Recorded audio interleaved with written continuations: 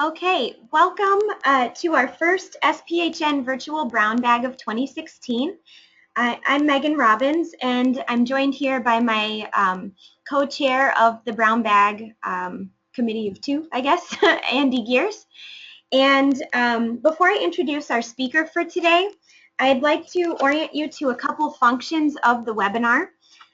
So you're all muted right now, but if you look to the right and you find the hand icon, it's so that you can virtually raise your hand and ask a question, and you'll be temporarily unmuted for that. If you don't want to do that, I know a lot of people are a little intimidated by that. That's totally fine. If you look a little bit below that, you'll see a chat function, and you can just use the drop-down menu to just send a chat to me as the organizer. And I can ask the speaker your question for you.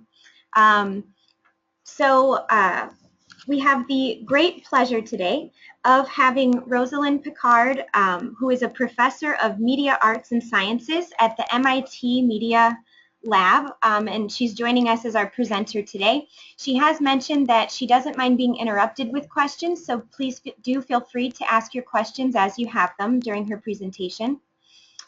She is the founder and director of the Affective Computing Research Group and co-director of the Advancing Wellbeing Initiative, which addresses the role of technology in shaping our health. So this is very obviously relevant to our group's interests. So today she will tell us about some surprise findings from a wrist-worn wearable sensor. And with that, I'll hand it over to Rosalind. Thank you, Megan. It's a pleasure to have this time together, and I'm happy, as Megan said, to be interrupted for questions or clarification. I first want to just mention some full disclosures. I am a full professor at the MIT Media Lab, where my work is sponsored by over 75 corporations. They sponsor the lab as a whole, and then I interact individually with various subsets of them. I'm also co-founder, chairman, chief scientist, and investor in Empatica, who makes and sells two of the wearables that I will mention today. But mostly today's talk is about the science and the data and what we can learn from these sensors. Also, I won't be talking about another company I've co-founded, Affectiva, that is working on interpreting facial expressions from people who opt in to turn on their camera. Something I wish I had in the background while you all are watching, so that I could see if I can make you laugh or smile, or if I'm making you bored or putting you to sleep. So in the absence of that information, I hope you'll speak up if I can help clarify anything for you. I have been around a while. In the early 90s, my students and I started to try to measure emotion. We started with lots of physiological sensors that were often used in the medical profession for biofeedback and a measurement to understand different conditions. Here on the left is first student Jennifer Healy wearing skin conductance and blood volume pulse sensors on her finger, electromyogram on her jaw, respiration around her chest, and pushing on Klein's scintigraph while expressing different affective states. We were able to show significant machine learning recognition accuracy of affective states using that kind of physiology, but it really wasn't wearable. And we learned quickly that the kinds of emotions we wanted to measure were, while we could elicit them in the lab, it just wasn't the same as putting the lab on the person and letting them capture their emotions in real life. The emotions in real life were much more interesting and extreme and real than what we could elicit when you're in some professor's experiment. So we started trying to get stuff to work in the wild, and it was a mess in the beginning. Wires everywhere, electrodes, geeky looking stuff. Some say it's still geeky looking. Some of the equipment weighed quite a lot. This was Steve Mann, one of the real pioneers in the space, with a big antenna on his head and 50 pounds of gear, including his own electrical outlet he carried with him, his own power source. So we did a lot of crazy stuff. And this was Keith Lockhart wearing early sensors so we could measure his affective changes live while conducting the Boston Pops. The sensor I'm going to talk about today, though, has evolved quite a bit, and it allows us to get quite a lot more information than we ever expected from a simple wristband. And here's one of the early prototypes shown here. One day I was testing 4 of our prototype sensors, one on each wrist and one on each ankle, while taking my son to Six Flags, New England. And one of the surprises in my work here, I'm unhiding the key here with the Citrix thing, was that the first of all, I wasn't surprised that the data were high. This is skin conductance here. So higher skin conductance, more sweating, more electrodermal activity, more sympathetic nervous system response makes this curve go up, and calm is down. These are hours here, 10 a.m., 11 a.m., 12 a.m., 12 noon across the bottom. These big peaks are roller coasters for the most part, and didn't surprise me that those were big peaks and that I recovered very quickly afterwards. I really enjoy roller coasters. Here, these peaks endure for quite a while, which was a very worrisome, unpleasant ride that the one and only ride that I hoped the children wouldn't try to get me to go on, but they did, of course. So this is more of an unpleasant experience happening not once, but twice here.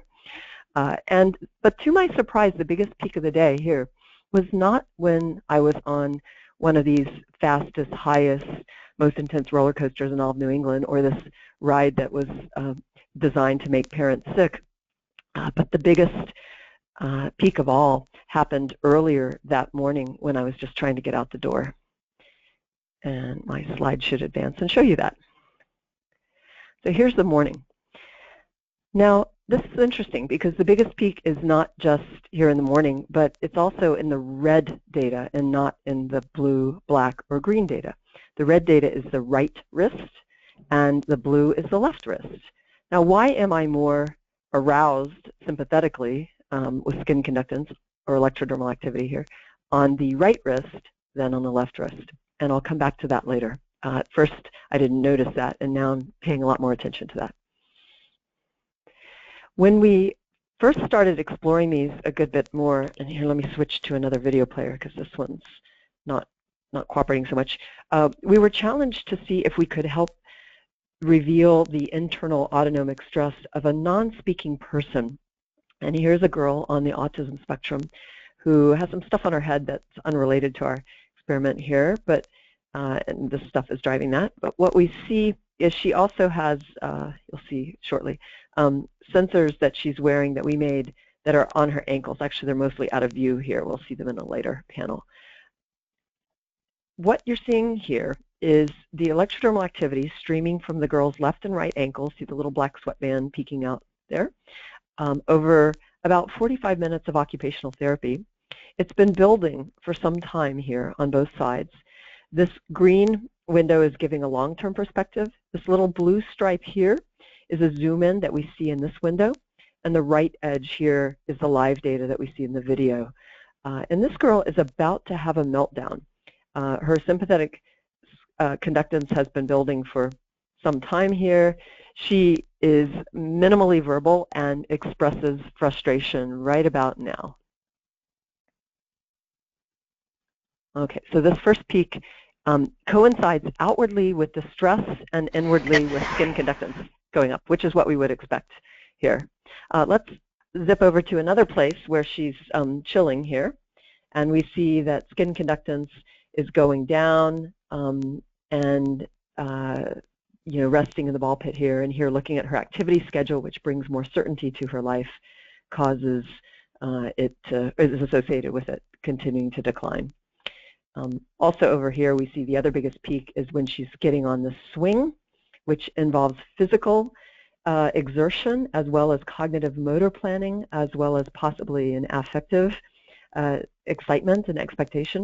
She's done this before, and when she gets on it, it's one of her most calming experiences of the whole occupational therapy thing. We see here this whole time she's swinging, this rhythmic movement is, she looks like her skin conductance is like a slide on a playground here going down. We've seen that a lot with repetitive movements, which you'll see in autism or even in universities, and people without any diagnosis rocking in their chair before taking a big exam.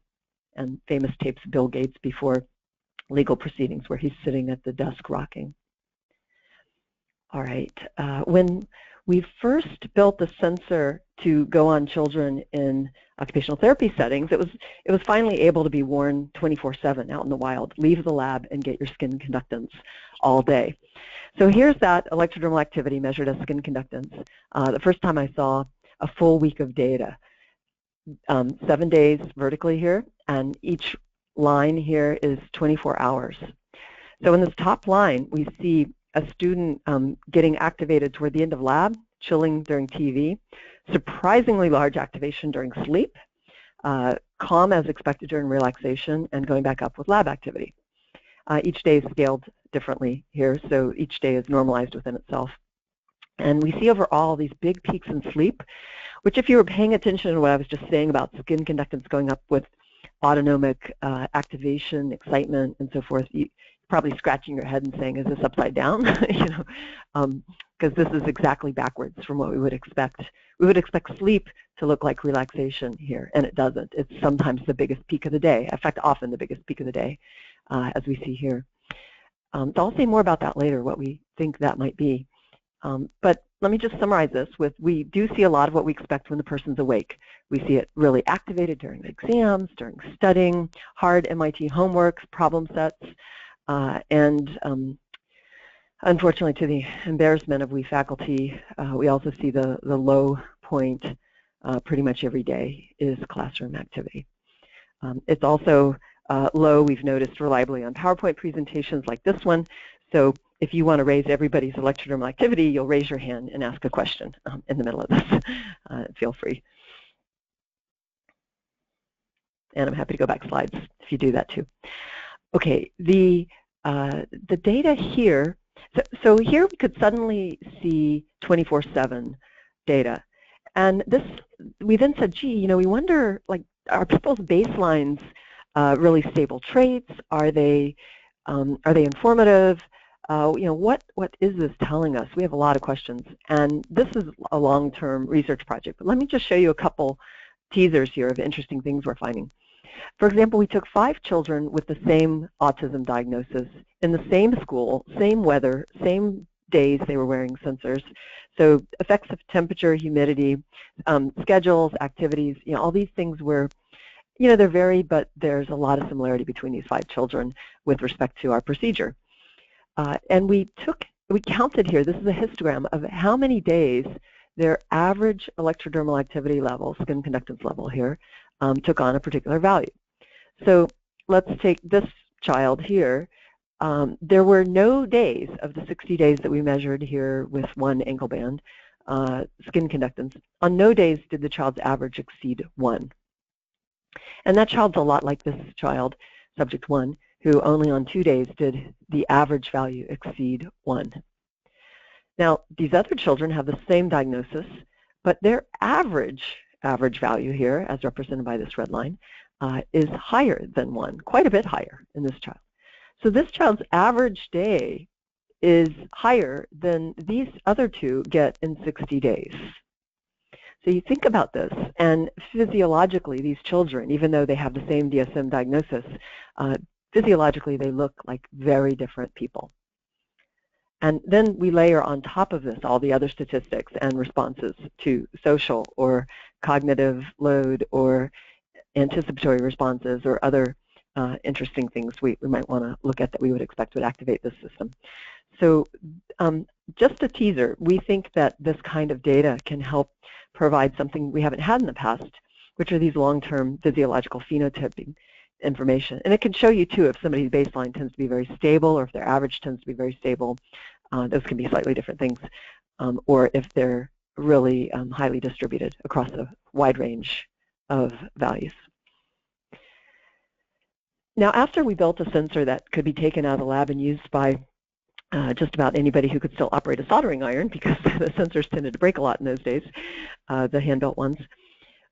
One of my students came to me shortly before winter break, and he asked if he could borrow one of our sensors because his little brother was non-speaking with autism, and he wanted to understand what might be stressing him out. You know, was it when Aunt Sally came, or was it a room with fluorescent lights, or whatever? And so I said, sure, you can take one. In fact, don't just take one, take 2. because they break frequently, and I figured he'd use one and then it would break and he'd use the second. I said, also, do you need a soldering iron? He said, no, I have one. So that was useful. So anyhow, he goes home, puts 2 sensors on his little brother at the same time, not what I said to do, and I'm really glad he didn't follow my instructions in hindsight. And lo and behold, I'm going through the data at MIT one day, and I'm looking on my computer, and this day looks kind of normal, and the next day looks kind of normal. And I was sort of feeling like, wow, here's this kid with severe autism. I thought maybe it might be explained by, unusual autonomic activity, or part of it might be, but no, he was, his autonomics looked quite normal. Go to the next day, it looks normal. Go the next day, and my jaw drops. One of the wristbands data values went so high that it must have been broken. You could not get values that high. We've stressed out people at MIT in all kinds of ways, from oral qualifying exams to popping balloons in their ears, making them give big public speeches, and nothing makes their skin conductance go that high. So I figured the sensor was broken. And furthermore, on the other side, it wasn't responding at all, and it was responding before and after this event. So I thought, what's going on here? Maybe both of them were broken. Well, I'll spare you the long debugging story, but finally I gave up because nothing I tried could explain what I saw, and I did something I've never done before. As a professor, I called the student at home over vacation, and I said, hi, how's your Christmas? How's your little brother? Hey, any idea what happened to him? And I gave him the exact date and time, and he said, I don't know, I'll check the diary. And I thought, diary? MIT student keeps a diary? How lucky did I get? Quick prayer like that he actually would have kept it for that day. And he comes back and he has the exact date and time, and he says that was right before his little brother had a grand mal seizure. Now, I didn't know much about that, so I started doing some research on that and realized another student's dad was a brain surgeon at Children's Hospital Boston, and I called him up and asked, hey, Dr. Madsen, my name is Rosalind Picard. Is it possible that one of your patients could have a huge sympathetic nervous system surge? In this case, it looked like it was 20 minutes before the seizure. Now we're finding it's usually closer in time to the actual seizure. And he said, no, that's probably not likely to happen. But, he said, sometimes our patients, I've had a patient whose hair stands on end on one arm before the seizure. And I said, on one arm? Yeah, I hadn't wanted to fess up to him that I had seen on only one side. I thought that was too weird. And he said, yes, on just one arm. So I explained and showed him our data, and he got very excited, and we got our sensor IRB approved, added it to a protocol he had for patients who were coming in for brain surgery with epilepsy that was where the seizures were not being stopped by medication. And we measured gold standard video EEG, electrocardiogram, and EDA, electrodermal activity, for 90+ patients. And here's an example of what we saw. The electrodermal activity is having these huge peaks with every one of the grand mal seizures. These peaks here in the middle, those are this boy's sleep. What you're looking at here is about 24 hours of data again from a teenage boy, and he is having 3 grand mal seizures. We also see on the accelerometer data of the same wristband that there's quite a bit more peak acceleration activity with these 3 red lines here. The red lines are the gold standard seizure data, and the seizures are very short. They only last for, usually like 2 to 3 minutes here. But the skin conductance response is not only going incredibly high, much bigger than these sleep peaks, which I showed you were sometimes the biggest of the day, but it's also enduring for 30, 45 minutes here, which is just unthinkable. A startle response is usually gone in seconds, and these responses are really intense. So we were wondering, what on earth is causing this? Is the person getting really sweaty from all these convulsions? But it turns out the size of these responses is not at all correlated with the size or duration of their convulsions. And we started to learn a little bit more about this, and we found some really cool things I want to share with you, because even though I don't expect there's epilepsy neurology people on this call, this is going to show us some very interesting surprises about what's going on in the brain that I don't think we would have found without this kind of accidental discovery. So first, just for, let me just show you a little bit more, very brief, about seizures, and then I'll tie it back to the emotions and what's going on in the brain here. And here's just a educational video about a child having a convulsive seizure. See if you can hear this. We need to stay calm. We need to turn him on his side. Here, I'll hold on to his leg. No, it doesn't stop. Quick, get me something soft to put under his head. Here, use this. We need to time and see how long the seizure lasts. If the seizure lasts more than 5 minutes or he has 2 in a row, we need to call an ambulance. Here, put this in his mouth. No, never put anything in anyone's mouth during a seizure. I think it's over. It's okay. You've just had a seizure. I know you're feeling tired, so let's just rest until you feel like you're ready to go home. All right, so that was a convulsive seizure, and usually people are fine during and after convulsive seizure, provided that their head is not injured. But we learned that, to our surprise, I'm going to relate this back to the brain findings, that the number 2 cause of death in terms of the years of potential life lost, well, the number 1 is stroke, and of all the other neurological diseases, Lou Gehrig's disease, multiple sclerosis, Alzheimer's, Parkinson's, meningitis, encephalitis, the number 2 after stroke is epilepsy, and in particular, it's something called SUDEP, sudden unexpected death in epilepsy.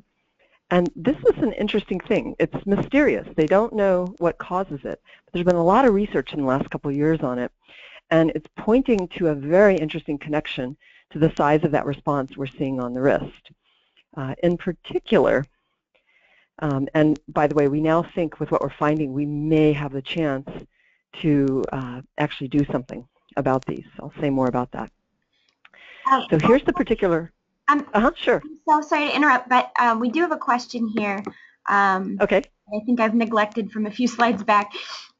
So apologies to the asker. She says, one thing I've noticed is that the peaks tend to be around greater activity. Sweating occurs during greater physical activity, and sweating occurs during sleep. Just noting that. Also, interesting potential sympathetic stressor assessment during studying, depending upon what was being studied and how. I find that most interesting so far. And yep. There's a thing called lability stability, which is an individual difference variable in EDA responding in the psychophysiological literature. It does have implications for attentional capacity, which may be of interest for those working with autistic folks. Yes, yes, great points. All of those, more observations than questions. Let me just comment briefly on them.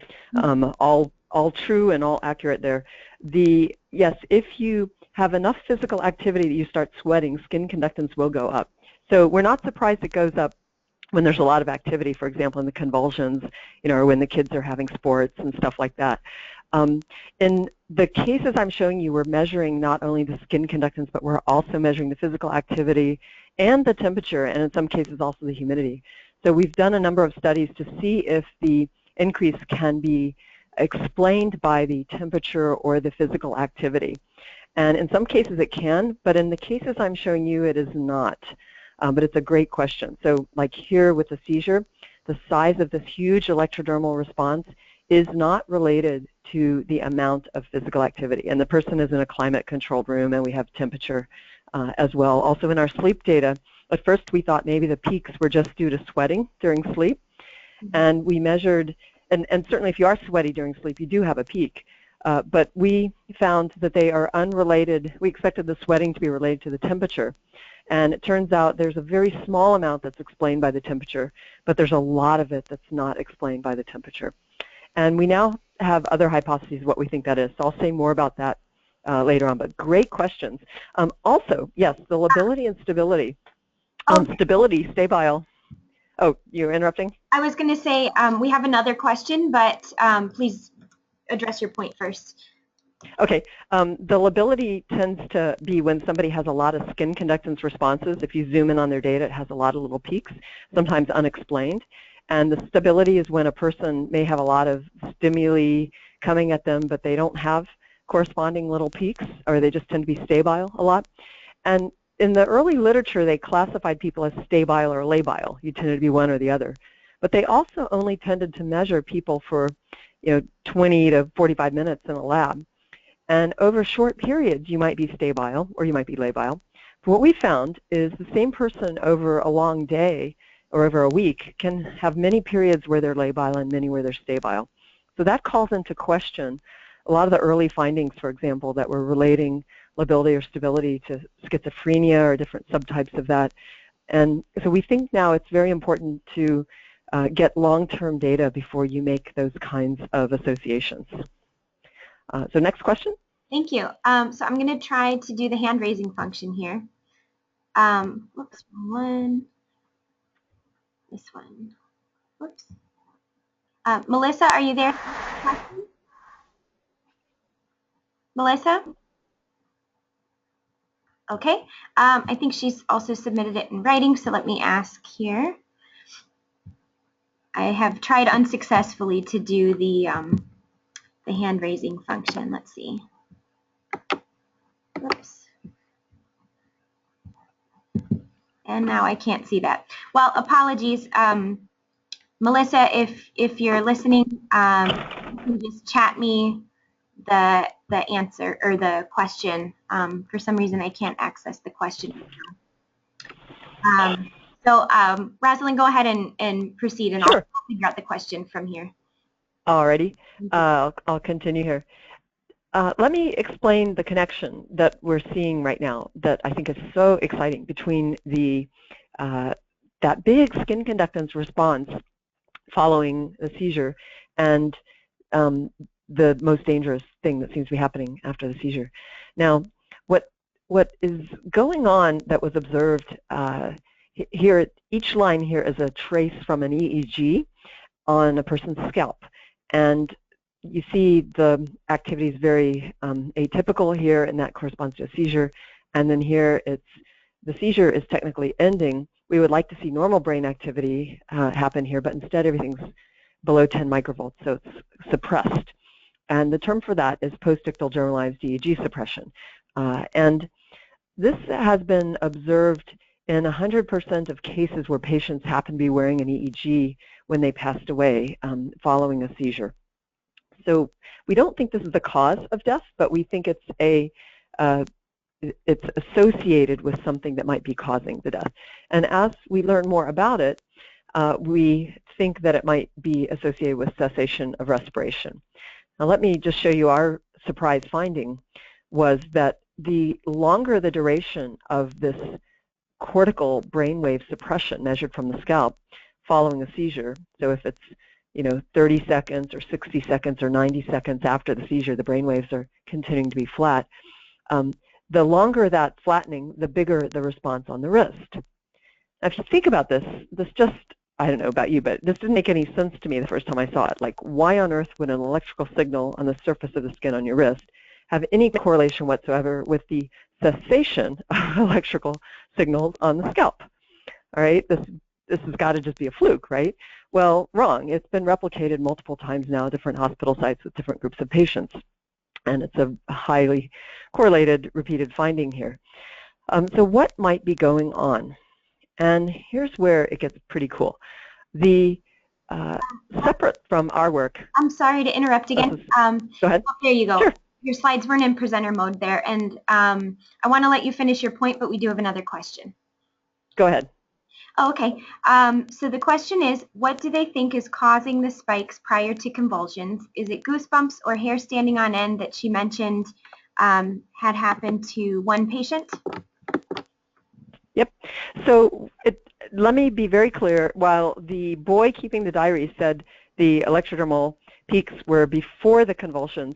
In general, we're not finding the peaks before the convulsions. The biggest, most important peaks now seem to be happening once the seizure has started in the brain. And we think the seizure is activating certain regions in the brain that give rise to really huge skin conductance responses. And it can happen before the outward signs of a seizure, during them, or slightly after they have started. And so whether it's predictive during or after, can depend on the individual patient. So what we see here is in epilepsy, there are a number of patients who undergo brain surgery. So they'll have holes drilled in their skull. They'll go in and they'll insert electrodes to read out the activity. They can also stimulate the regions of the brain while they're in there.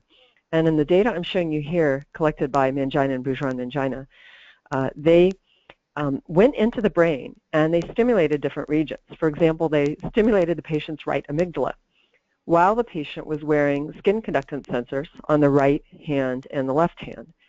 And when the patient's right amygdala was stimulated, they had a huge right skin conductance response and very little left skin conductance response.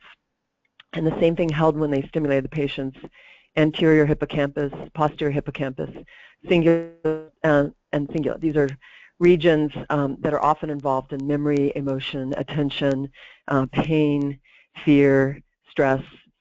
So this was really interesting because it suggested that if these brain regions were more activated, we would expect to see asymmetric skin conductance. This was not so true of stimulating the frontal cortex or mid-T2 regions. They gave small symmetric responses. This was repeated on multiple patients, epilepsy patients when they were not having seizures, when they were not on their medication, and it was also found to be ipsilateral on the other side too. When they stimulated the left amygdala, you got a big left skin conductance. So unlike motor responses, which are contralateral, these regions of the brain provide ipsilateral, same-sided skin conductance responses. Now another interesting finding, recently published, is that when you go in and you stimulate the amygdala in a localized, repeated, strong way, the patient can stay alert, conscious, show no signs of distress, but they stop breathing. And they had examples where the patient would stop breathing for 30, 40 seconds before they decided maybe we better stop stimulating his amygdala. And the patient showed no signs of distress. And this was repeated on multiple people too.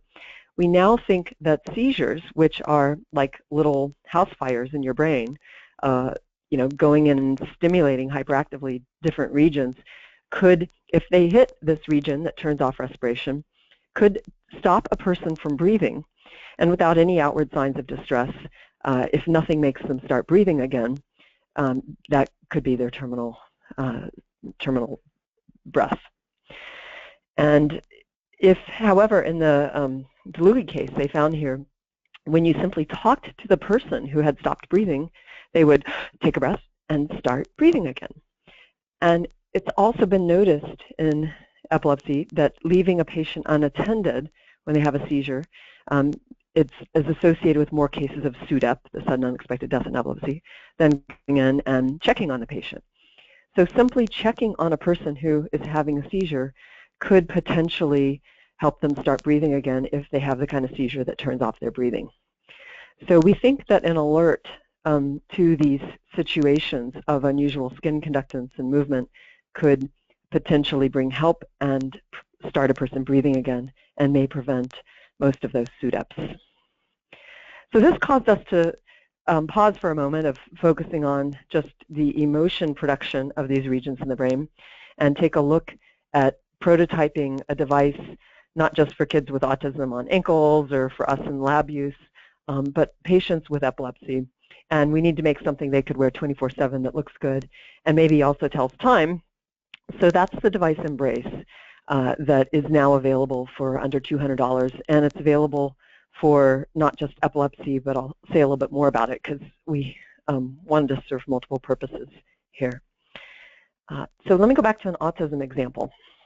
Here is the skin conductance level, higher is more activated again, of a person who, this was a young woman, came to me and said, Roz, can I borrow a sensor? I'm giving a talk tonight. It's just a 3-minute talk, but I'm really stressed out about it. And I said, sure. this is before I knew to give her one for each side, so she only had one, and I don't know which side she wore it on. Now I pay attention to that. But she put it on, and right before the event, they announced it was going to be delayed, which stressed her out. So she started pacing, walking back and forth. And her male friend who was nearby said, "Stop pacing." It bothered him. He says, so she stopped pacing, and she started stimming. And I asked her later, what do you mean stimming? And she said, oh, I was kind of like this, standing and flapping my arms and rocking back and forth. I said, okay. Then the event started, and she gave her 3-minute talk. And other than some big peaks here that make her look, as was asked earlier, very labile, these were actually stimulations due to microphone auditory feedback, which she's very sensitive to. Other than those, it's pretty much calming after that 3-minute talk ends. Now, after this data collection, this was not streaming live at the time, although we can stream live now, and she and her friend wanted to look at the data. She wanted to show it to him too. And they sit down, they look at the timestamps on the data, and they first words were spoken by him. He said, "I'm not going to tell you to stop pacing anymore." He saw that the pacing was associated with her calming down. And the next morning, I saw the two of them before another event, and this time they were together, and she was pacing, and he was just typing happily on his laptop, ignoring her. So now this is not saying that pacing is associated with calming for everybody. It's not saying that stimming is associated with going up for everybody. In fact, it can be, stimming can calm or excite people. But what it is saying is that if you see repeated objective data that, reliably says something is associated with the signal going down for you, then it's probably calming. And if you show that to somebody else, they might back off and let you do that activity or help you find another activity that's calming. So the data that we collect, I think some of its greatest power is in just convincing people of things that they may even think are already true, but they're just not convinced. And sometimes the data really helps convince and communicate what's going on. That's a really go ahead. point that you make. So I actually have a question of my own. It's, changing behavior using objective data seems really intuitive, but I think it can often be really difficult if it's maybe you that is the sort of identified patient in that scenario. So I think it's really interesting that you're using it to change behavior of people's support networks. Can you talk a little bit more about that, or have you tried to change sort of the patient's behavior too using this kind of data? We would love to do experiments like that. We have not yet. We need to find partners who would do that. And we also have needed a device that gives the real-time output in a less clumsy way. The early ones involved a lot of antennas and computers, and I would go do this and I'd have to drag them around the OT ward or whatever. So actually, the device that we're coming out with for epilepsy has been designed to also handle the case that you just asked about. And it's pre-orderable now, but it's not out there yet. So until it's out there, we won't be able to really do what you've just said unless somebody's willing to schlep around a little bit more equipment. But this next device is designed to make that much easier. And so what this one can do, it measures the data I've been showing you, the electrodermal activity.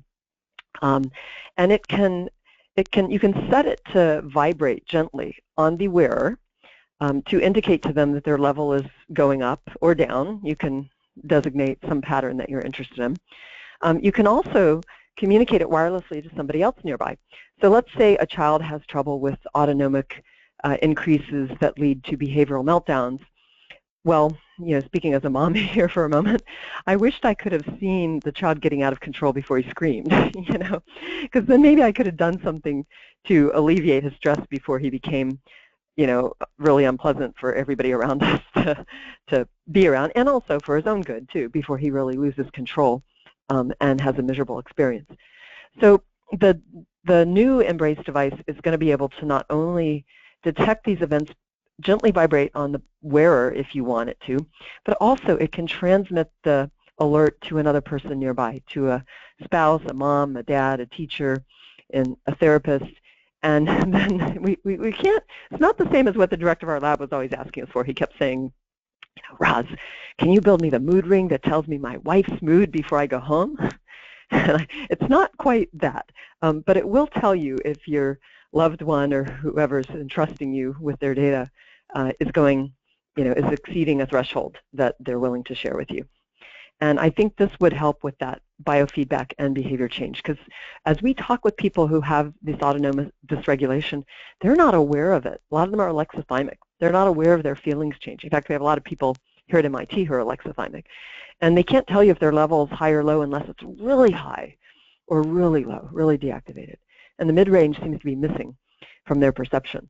So this device can fill in and can give you both the objective data and the real-time gentle vibration that says, gosh, Roz, your level's really climbing, and then I might choose to, engage in a breathing activity or relaxation or visualization or whatever, might work for me. So this device will do those alerts. It can detect autonomic stress patterns. It's being filed for FDA, so we cannot claim seizure detection yet, but we'll claim unusual autonomic and motion pattern event detection. It does detect physical activity like the different wearables on the market, consumer wearables that try to detect steps and sleep. It can do all that stuff. It has the same sensors in it. And for people like me who kind of wish this band I've been wearing on my wrist would tell me what time it is every now and then, it's finally going to be able to do that too. So I'm wearing a prototype of it right now. I could show you. It looks actually just like the one in the picture, except my band is red. And this is available by pre-sale now online, and will be shipping hopefully in April. Right now we're only shipping to people with severe epilepsy. But researchers will, I think, find this very interesting later. I'm certainly looking forward to using it in my research. Now let me go back to these big peaks in sleep that, at first we thought, oh man, are you dreaming of being devoured by tigers, or is this person getting really sweaty, or like what's making it go so high here? So we measured temperature, we walked in there and felt the person sweaty or not, all kinds of things. And again, while it's partly explained by temperature, we have lots of cases where the skin conductance is going sky high and the temperature is actually dropping. So it's not simply correlated with temperature. And we've published these findings. I can give you URLs for all this. So what on earth are these peaks related to? And the answer, I'm afraid, is still we don't know, although we're hot on several hypotheses chasing data right now. But we do have an intriguing couple of findings I want to share with you. And one of the findings was inspired by looking at these data during wake, when people were concentrating on really intense focused tasks. That was the only other time, actually let me say something here, if you zoom in on these peaks, they look fuzzy here, but if you zoom in on them, they have highly regular skin conductance responses that are periodic in there, much more regular than most daytime activity, with one exception. When during the day you're highly focused on a task, really concentrating hard, like really in that flow state, performing well, you tend to have these very regular skin conductance responses. So I thought, gosh, I wonder if it has anything to do with learning during sleep.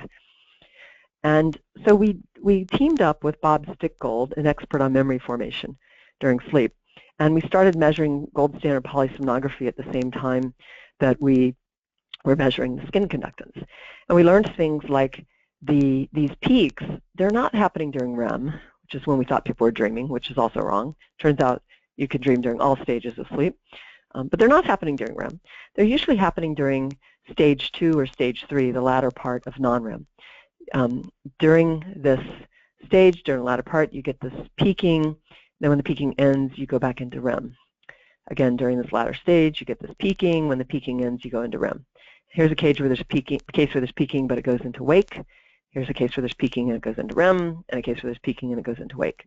And as we look at these and try to figure out what they're explained by, most everything we checked in the beginning did not explain them. And I won't go through the full list here. But one thing that we are finding, and this is just a distribution plot, I can give you these papers with lots of plots in them later if you want, essentially showing that most of these peaks are happening during non-REM and the deeper sleep, slow wave sleep or non-REM 2. The purple or the blue is where most of these are happening here. Well, we've now shown they're not explained by temperature or motion.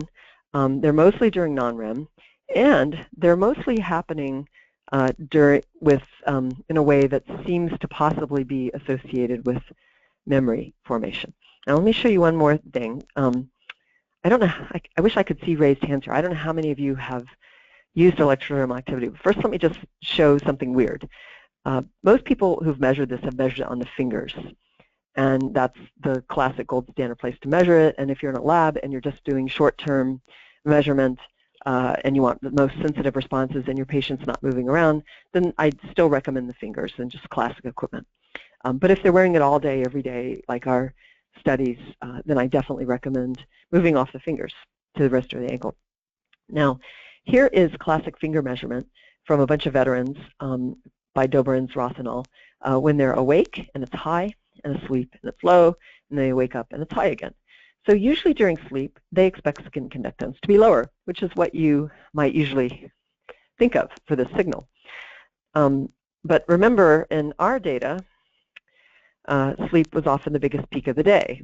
So, you know, this seems like the opposite of what they're showing here. So that's why originally we thought it might be thermoregulation, okay, because it's so high. We have a stable baseline all day and these huge peaks during sleep, whereas this classic finger placement goes down during sleep, which may be more explained by the periphery not getting as much blood flow and cooling off here. Now the peaks actually still happen during slow wave sleep, whether it's fingers or wrist. And here is just an example of that. This is 4 streams of data, 4 sensors on the same person. The gray and the black are on the left and right wrist. The 2 shades of red are on the left and right fingers. And we see the peaks are happening at the same places. The fingers are going down all night, whereas the wrist holds very stable, and the peaks have beautiful signal-noise ratio happening during slow wave or the latter part of non-REM sleep.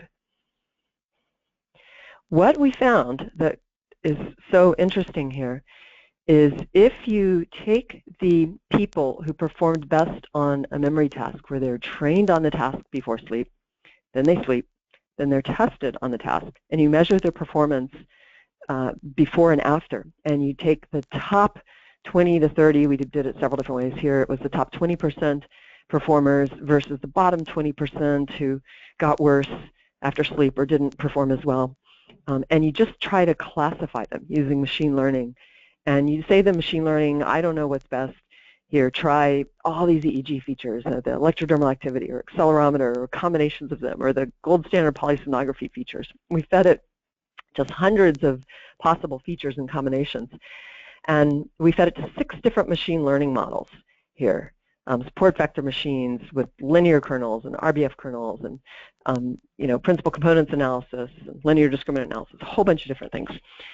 And repeatedly we see the red, and in one case the purple, the red bar does the best. What is the red bar? The red bar is electrodermal activity. So of all the brainwave information, movement information, sleep stage information, accelerometer information, electrodermal information, the EDA is consistently coming out as more discriminatory for the people who learned the most versus the least. Now again, think about this weirdness, okay?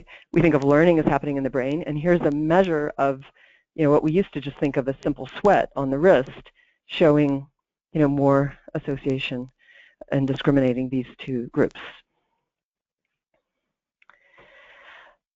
Now, we're still working out the explanation. I have hypotheses I still have to get more data on, but I'll give you a taste of it. I think it goes back to these findings that we know the amygdala and hippocampus are very involved in memory formation.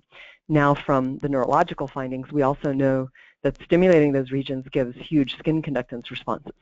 So current hypothesis is that these regions might be very activated during certain phases of sleep where memories are being encoded, and that may be why we're seeing these huge skin conductance responses. So stay tuned. Hopefully we'll be able to tell more concrete stuff about that before much longer.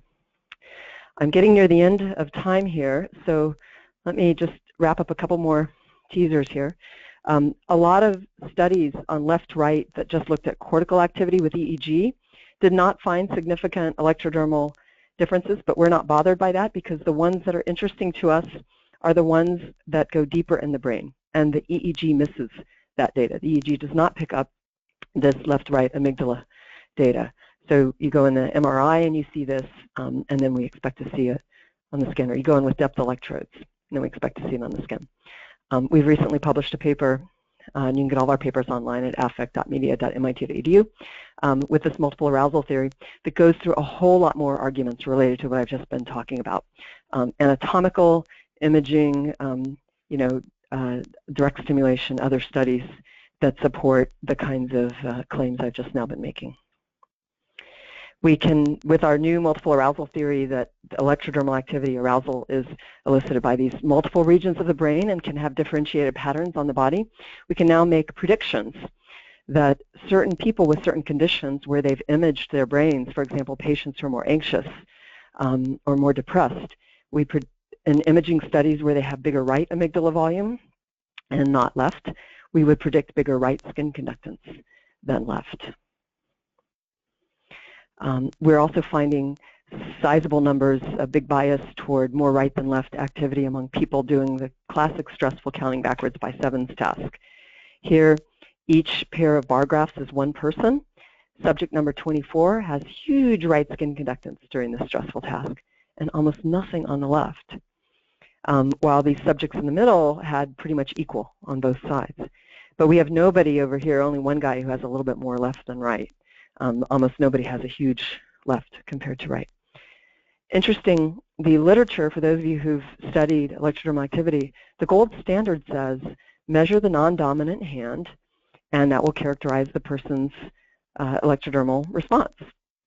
Well, if we'd followed those instructions here, we would have classified all these people on the right as not being stressed by this task. What we think is happening instead is this is a different kind of stress, and that this measuring these specific patterns of electrodermal activity on the body can be mapped back to different regions of the brain, and that this could be much more informative now than what we ever thought electrodermal activity could tell us. So we can make predictions during the day. You have two meetings one day. One is routine. You don't expect it to be that stressful. One is very high stakes. We would expect it, with a lot at stake. It's a little bit more threatening. A lot more could go wrong. Both meetings go well, but in one meeting we predict the right skin conductance, the red one here, goes way above the left, and indeed it does. Versus the other one, it only goes above a little bit at the beginning here when the person's late and feeling a little like, uh-oh, my group is going to judge me. And then during relaxing, enjoyable other activities, we predict the two would be fairly equal for a healthy person, or maybe left above right. I'm about out of time, but I want to mention one more thing. We also are doing a lot of stress measurement where we look this whole talk so far has been about the left side here, the sympathetic nervous system activation, left side of the slide, not the brain. We also are doing a lot with parasympathetic, rest and digest, and for that we look at heart rate variability, which is a completely different measure. For that, we have another sensor, full disclosure, from a company that is commercialized. I'm an investor in the company that's commercialized this work out of my lab.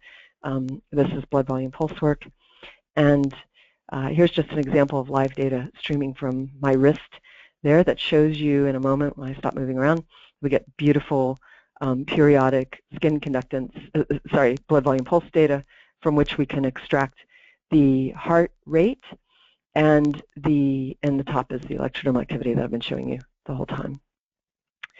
The heart rate data is also, a couple more slides here and then I'm done, has also been compared to gold standard ECG with much more expensive equipment and higher sampling rates. And when we compare the wrist PPG for a person holding still to the ECG for a person holding still, and we measure all the favorite standard measures used in heart rate variability, low frequency, high frequency ratios, peak-to-peak intervals. All of these are highly correlated with the gold standard measure here, and overall across all of these the error was about 2%. And if you want more details on this, we've got a document online going through all the tests and comparing them and showing examples of the data where it's the same, where it differs. So that helps us get at the other side of autonomic activation, the deactivation, the putting on the brake, vagal tone, vagal brake suppression that's often helpful in calming down a person. So I have taken you on a whirlwind fast journey. Thank you for listening this long if you're still on the line. From people with autism wearing the electrodermal sensors on the ankle, looking at situations like repetitive activities that can be calming, looking at huge unexpected peaks during sleep that might possibly be related to memory and cognition changes. Surprisingly finding left and right differences on the wrist skin conductance that we hypothesize now might be related to left and right activation of these regions deep in the brain. They don't show up on the EEG, but they show up in these depth electrodes when you go into patients invasively and looking at that stimulation. And we've taken an interesting side trip through atypical activity in the brain that has led us to some of these findings. People with seizures who are at risk. Fortunately, it's not very common, but it does kill more people every year than house fires and SIDS and AIDS. SUDEP, sudden unexpected death in epilepsy. And so we've been commercializing this work into sensors that will hopefully give real-time alerts.